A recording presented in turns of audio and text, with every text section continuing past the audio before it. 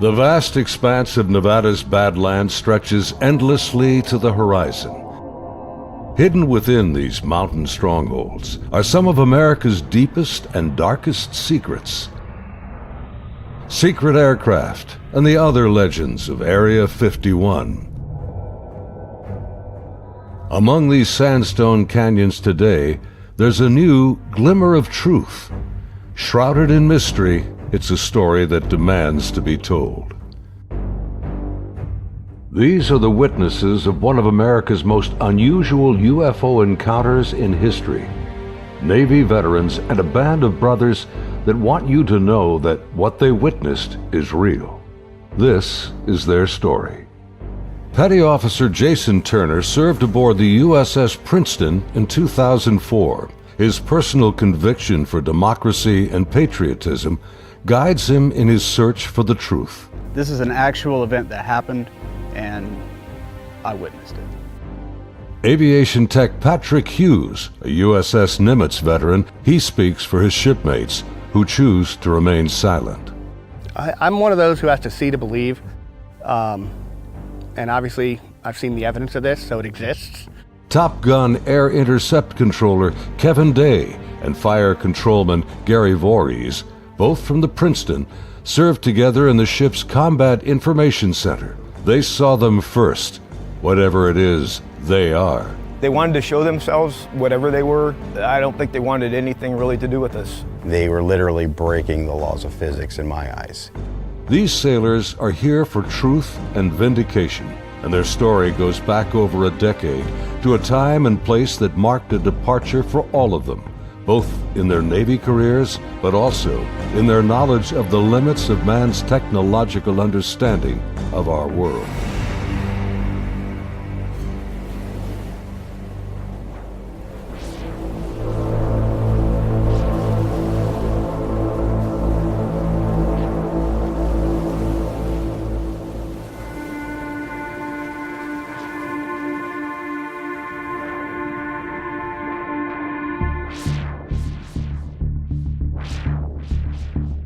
Looking out over the ocean toward the horizon, sun, sea, and sky form an endless vista, a never-ending cycle of tide, wind, and waves. Here, far from shore, strange events have unfolded. These stories stretch the boundaries of our imagination and challenge our beliefs. This is a true story of such events from the accounts of the sailors and naval aviators who experienced them. Professional military service members who want the world to know that what they encountered is real. Even more troubling, our military has no explanation. The answers seem to elude everyone, like reflections on the waves, yet they are out there.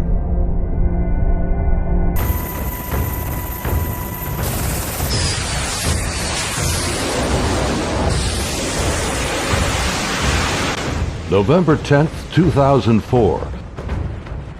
90 miles southwest of San Diego, California, in the Naval Operations Area, the Nimitz Carrier Strike Group and her complement of warships and the aircraft of Air Wing 11 are conducting a routine 2-week training exercise. Nearby, the guided missile cruiser USS Princeton has been tracking unknown aircraft that appear and disappear from her sophisticated Aegis radar screens. The Spy 1 Bravo radar is one of the most advanced sensors ever deployed. Princeton's main role is air defense of the strike group, and Operations Specialist Senior Chief Day is in charge of protecting the airspace around the Nimitz. And my job was to man the radars and ID everything that flew in the skies. And I also sat a position called Anti-Air Warfare Coordinator, where if we ever had to go to war, I was the guy that was going to launch the missiles and kill shit. In addition to that, I was the Air Intercept Controller. When the Super Hornets take off the carrier, I'm the guy that takes control and takes them to the fight and gets them home safe.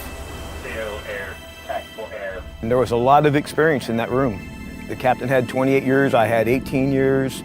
And the Aegis ship is our newest weapons system afloat. It's got the Spy 1 radar system, phased array radar system, and I was an expert on that.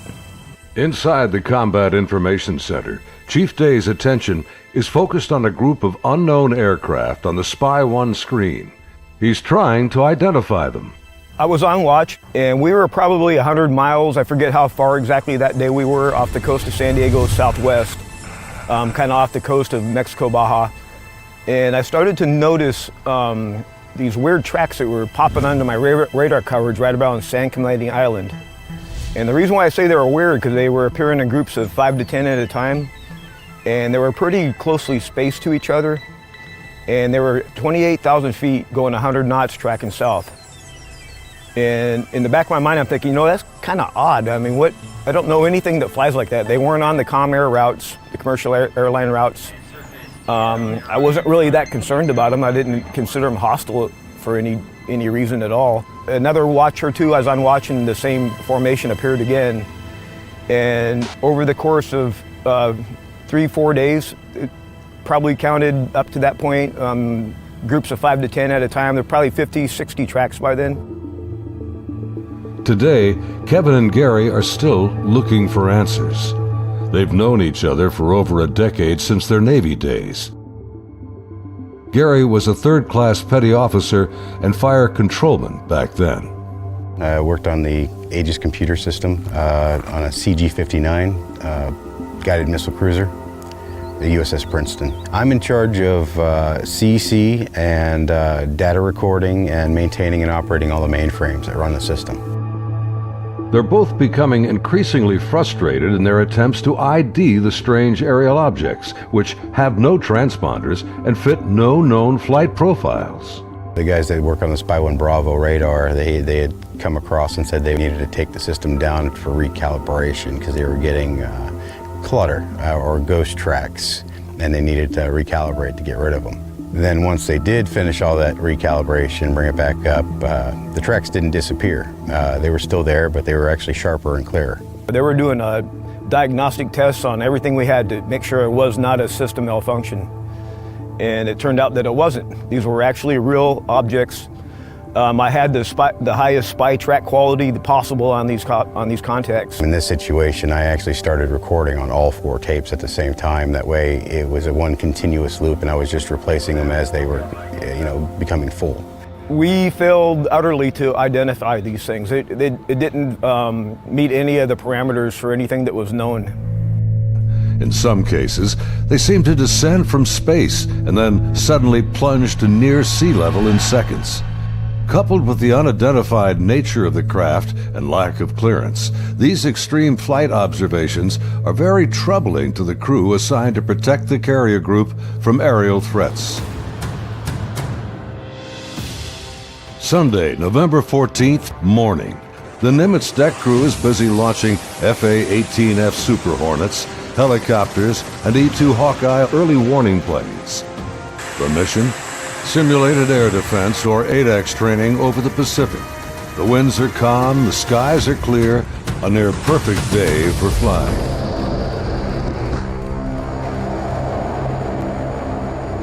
As they launch, the Black Aces squadron has no knowledge of events happening nearby. In the back of my mind, that's when I determined I was going to become concerned about these objects. Is we were getting ready to launch a whole bunch of aircraft in that same piece of sky. Fast Eagle climbs out to 20,000 feet and heads to the cap station about 40 miles south of the carrier. The cap is a rendezvous point used to form up with the other airplanes. Just 25 miles separation. The commander of Fast Eagle has over a decade in the air wing. His wingman for the day is a new pilot, a young officer on her first carrier deployment. She's paired with a senior pilot, her backseat weapons system officer for the mission. He will manage navigation and the advanced radar and targeting pods on the aircraft.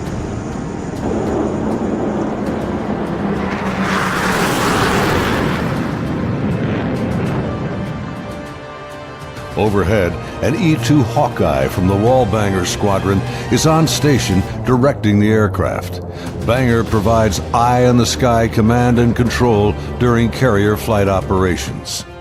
Back in the Combat Information Center on Princeton, the mysterious objects are back. And today is the first time Senior Chief Day has jets in the air that can intercept the mysterious aircraft. Seeing these contacts, Captain Smith orders me to intercept one of them. So I went back to the console. I picked the closest one that was to us, and I had intended to let the Hawkeye do the intercept because they already had control. It was just easier. Day briefs the captain, and they agree to send the Hornets. The air intercept controller aboard Princeton, call sign Charlie, radios the Hawkeye and takes control of Fast Eagle. Banger, Charlie. Charlie, this is Banger, good.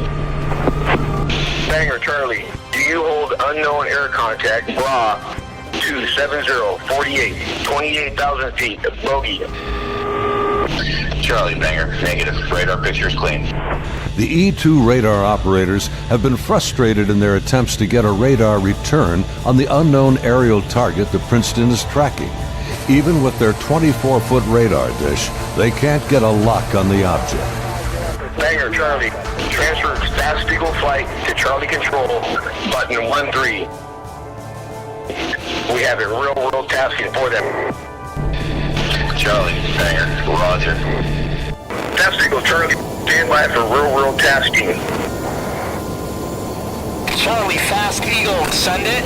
We vector towards that position in the sky, and real quiet on the radio. I'm just giving them bra calls, which is bearing range altitude, to these unknown bogey group.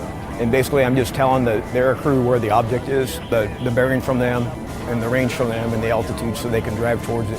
Contact bra 27041, 20,000 feet, bogey, snap, 270, over. Roger, bearing 270, 41 miles. 100, go trail. 100. Say state. State 12,000 pounds. Clean, do you have it? I'm trying to get a track on it now. They sent link 16, but my radar picture is clean. The next radio call takes everyone by surprise. Fast Eagle 110, say loadout. 110, what's your weapons loadout? Yeah, the tactical action officer, the TAO, jumps on the radio. Her name was Lieutenant Elders, and she just point blank asked the Fast Eagle flight if they were carrying any type of weapons. And there was a stunned pause on the radio. Wings clean, Princeton. We just have CADAM training missiles, and they're not coming off the rail. We're in an exercise environment, and the last thing we wanted to do is start shooting stuff. Now the controllers have the pilot's undivided attention. Normally, the squadron doesn't carry live ordnance when training. What do you guys think that was about? What, about the loadout? I have no idea. Maybe it's drug runners or something. Yeah, it could be. Or a lost cessna out of SoCal. I don't like this. Fast Eagle, Charlie, contact bra 16034, 8,000 feet, bogey.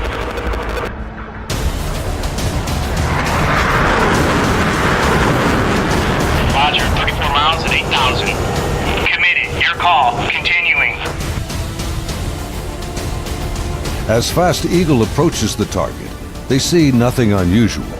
Their onboard radars can't get a lock on the object. Fast Eagle, Charlie, bra 16010, 8,000 feet. Roger.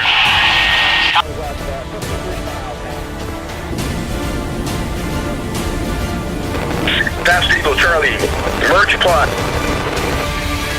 Basically what the merge plot means on the radar, you got two objects in the same vertical piece of sky, so when I'm looking at the 2D display, it looks like a one radar blob now. Confirm the object appears stationary. I had it at 17.7. Showing, again, basically no airspeed on it. Hey, you guys seeing us? What is that?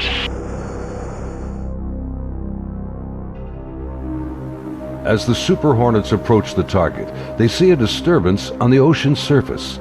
It's about the size of a 737, and it looks like something could be just below the surface.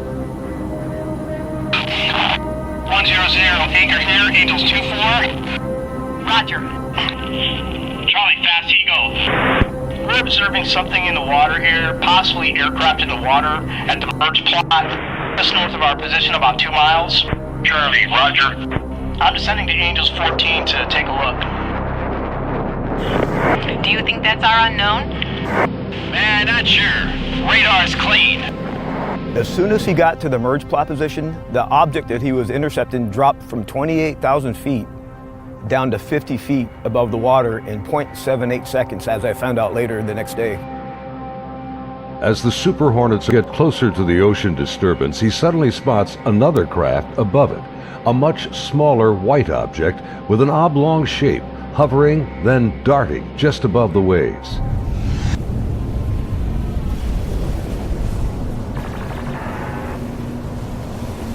The object is moving around erratically, seemingly focused on the white water.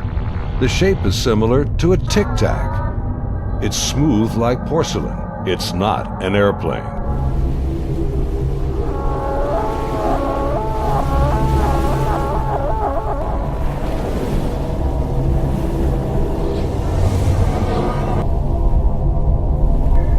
Suddenly, the object begins to rise into the air.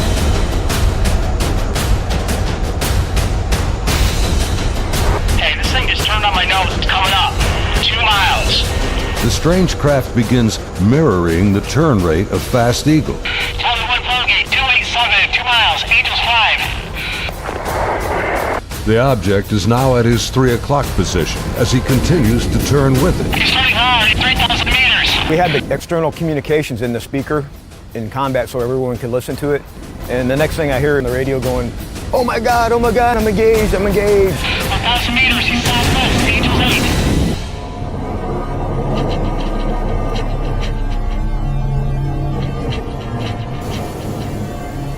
The commander is now about a mile away as he maneuvers his Hornet to get behind the unknown craft. It's about the size of an F-18, about 47 feet long, and it has no wings. As the dogfight unfolds, he quickly turns and dives to bring his jet's nose ahead of the object to close the distance.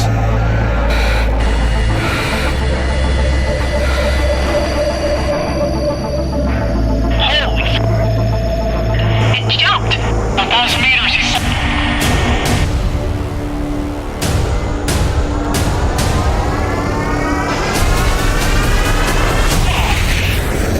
I lost it. Suddenly, the tic-tac rockets past. It's gone beyond the horizon in the blink of an eye. I saw it go 137. No tally. That didn't just happen. Say again. Fast Eagle Charlie, sir, you're not going to believe this, but the bogey group is now back at your cap station.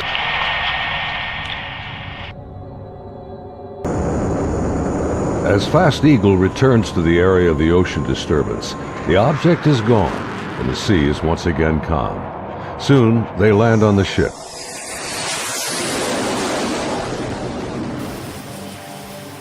Back on board Banger, the flight crew has been listening to the radio transmissions from Fast Eagle. The crew has been tracking the intercepts on their advanced display systems called the CEC.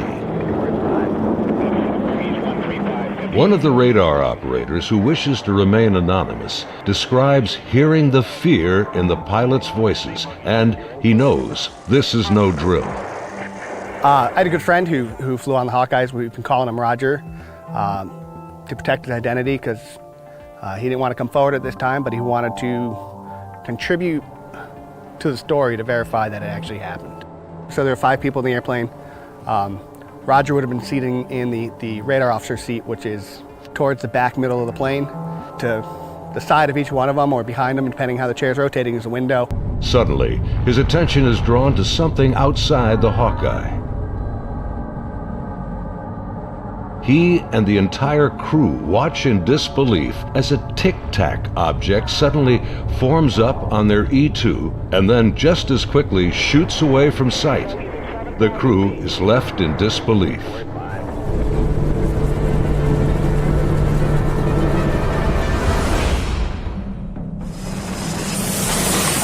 As Banger returns to the ship, the crew is shaken. The highly unusual events are troubling, but what happens next has haunted them to this day. U.S. Navy officers quickly arrive and escort the aircrew to a secure space on the ship. As the crewmen begin to take off their flight gear, an officer begins the debriefing by telling them this event did not happen, and they are given non-disclosure agreements to sign. They're warned to never discuss this event again. Again, we're preparing for the air defense exercise. So now we got all the squadrons launching off the carrier because they're all up going to do their functional check flights. Senior Chief Day watched in disbelief as the Tic Tac UFOs reacted to the incoming fighter jets. All the objects in the sky, they all dropped out of the sky from 28,000 feet down to 50 feet. Based on the Spy 1 Bravo radar system, the object descended at over 24,000 miles an hour. It was unbelievable because normally what would happen if a normal aircraft did that? First of all, it would fly apart. It wouldn't be able to withstand the G-forces, and there would be multiple sonic booms. It would be boom, boom, boom, boom, boom, boom, boom, boom, boom, and this did not make any sonic booms. From what I observed, I saw that it went from, right around between 25 and 30,000 feet down to sea level and below sea level. Contact, tag number 042. Below sea level was confirmed to me by the actual sonar techs that were in combat, in communications with other techs that had said they had an active track on it under the water.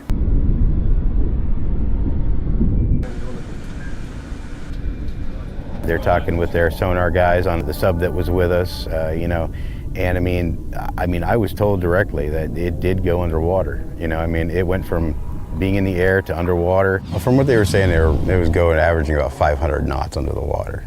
So it did slow down when it hit the water, but it didn't affect it inertially. After the intercepts, both Kevin and Gary climbed up to the ship's bridge wing to get a better view of the objects through the binoculars. We go up to the bridge wing and look at them through the big eyes, which is heavily magnified binoculars that are out on the bridge wing of the ship. Even when I was off watch, I was usually up in combat anyway, and I was sitting at the console. I just picked the closest object to us, and I got the relative bearing from the ship, slave over to the relative bearing at about the right altitude, and saw this white light in the sky. The movements were smooth to erratic. They just moved from one point to another. It was always a very sharp and clean movement. It always felt like a constant speed, not like speeding up. Just it needed to go to that point, and it decided to do it at this speed. And then it would just go from nothing to the speed they were going to go, and then stop at the next point.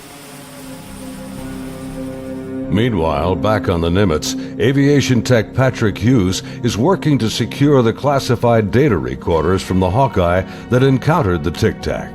We pull out their hard drives. We call them RMCs. We call them bricks because they physically heavy like a brick. But they contain the software to run the airplane. And they also record a lot of the data that the aircrew sees during the flight. So we take the removable stuff, we take it out, we go downstairs, back to our shop. Patrick's job involves tracking the chain of custody of the hard drives. Then we open up the safe, put them in the safe. We've got tracking sheets so we know what RMCs are on what airplane. We know who signed them out, who put them in the airplane, who took them out of the airplane. As he gets ready to wrap up the mission, there's a knock on the door. Our commanding officer's there, two other guys in flight suits who I'm assuming were Air Force officers, because I'm pretty sure that's the insignia they had on. But they were not on the ship earlier. I did not see them come on the ship, so I'm not sure how they got there. But the skipper basically said, I need the bricks off the flight. We opened the safe, we put them in the bags. He took them, he took his two anonymous officers and left. The officers, with the classified hard drives in hand, soon board an HS-60 Seahawk helicopter and leave Nimitz.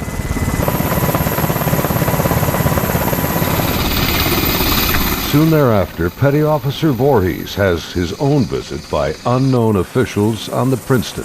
Once they landed and everybody got off, then about maybe 20 minutes later, I got called in to have all my data recording tapes turned over.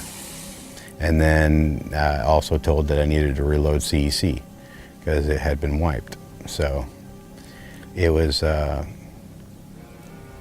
I turned over all the tapes, and then they also said if there's any even blank tapes to erase anything else that's in the shop. Well, they were plainclothes people that came aboard on the helicopter. It was my chain of command that took control of the tapes from me. The helo left with them after that, so because we went right back to flight ops. The link between the Tic Tacs and these men is unknown.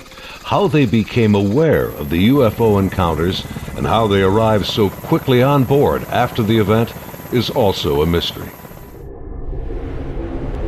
The video you are now watching is the actual gun camera FLIR footage of the Tic Tac taken by a later flight. This is the first video ever released by the U.S. government showing military planes engaging UFOs. The advanced targeting pod, known as ATFLIR, works in both TV mode and infrared mode. The film reveals no control surfaces, no exhaust plume, a uniform heat signature, and no visible means of propulsion. Gary and his shipmates saw the FLIR film on their consoles and on the secret LAN aboard the Princeton. It was a much clearer video. You could see the shape of the ship. You could see it, moving. I tried to go and get a disc to come make a copy of it, and by the time I got back, it was already off of our hard drive, off the secret LAN. No access to it whatsoever. Petty Officer Jason Turner also saw a much higher resolution version of the FLIR film showing strange appendages extending from the object. But it did have some protruding at the bottom of it. I couldn't tell if they were curled back or straight down. Jason says the video was approximately 10 minutes in length and much longer than the video that has been released. I saw this video playing and I'd ask him, is this what we're training, or what's part of this training that we're going through? And he said, no, this is real life. And when I saw it, it was a very clear image, a very clear video, and this thing was going berserk, like making turns, like, it's incredible. The amount of G-forces that it would put on a human that this thing was doing. The jets were like trying to trail this thing, and it would just run off and leave them. It would just gone, and then it would come back, and then you would see it, and then it made a maneuver, like they were chasing it straight on. It was going with them. This thing stopped, turned, and just gone. That's the only way to describe what it looked like. Dude, this is a fucking drone, bro. There's a whole fleet of them. Look on the ASA. My gosh. Just 11 years later, fighter jets from USS Roosevelt filmed this anomalous object in 2015. Well, if there's a thing, it's rotating. Like the Nimitz encounter, they too were conducting routine training when fleets of UFOs were encountered by the pilots. The Nimitz encounters remained cloaked secrecy for over 13 years. The first-hand testimony about UFO sightings is practically unheard of from military service members. Thanks to the brave and honest accounts of the sailors and naval aviators who have come forward to relate their experiences, and of the remarkable videos they filmed that day, the silence has been broken. I dealt with this all on my own for many, many years, and it was not a very pleasant journey to go through, because no one really believes you. But now things have changed, and anyone out there that's struggling with this and wants to reach out, there is now a group that you can reach out to and get help and support and vindication. It's honestly been a little relieving to be able to actually talk about it and how important that event really was, and not just keep blowing it off. There's people out here that really need to know and want to know, and you have the support of me and Kevin and my other shipmates that have come forward and decided to talk about it. My role is to describe the story and convince people that yes, this event really happened and these objects were really real, but what they are, I have no idea. It is something. I want to know what it is. That's the whole reason I chose to come forward to contribute to the story, because there is a story here, there is more information here. And the more of us that talk about it, the better chance of the full story coming together. And it's vindication for us that other people are looking into it, and you know, we finally tell our story and people listen. If you need to get a hold of us or would like to talk to any of us, Kevin, me, or any of the other guys that have come forward, there'll be an email address at the end of this video that you can contact them and they can get a hold of us. If you or someone you know has witnessed unknown objects from military ships or planes, please contact us at the address on your screen. You can remain anonymous. As we strive to understand these encounters and come to terms with what they mean, there's something far beyond the horizon and the limits of our comprehension waiting for all of us.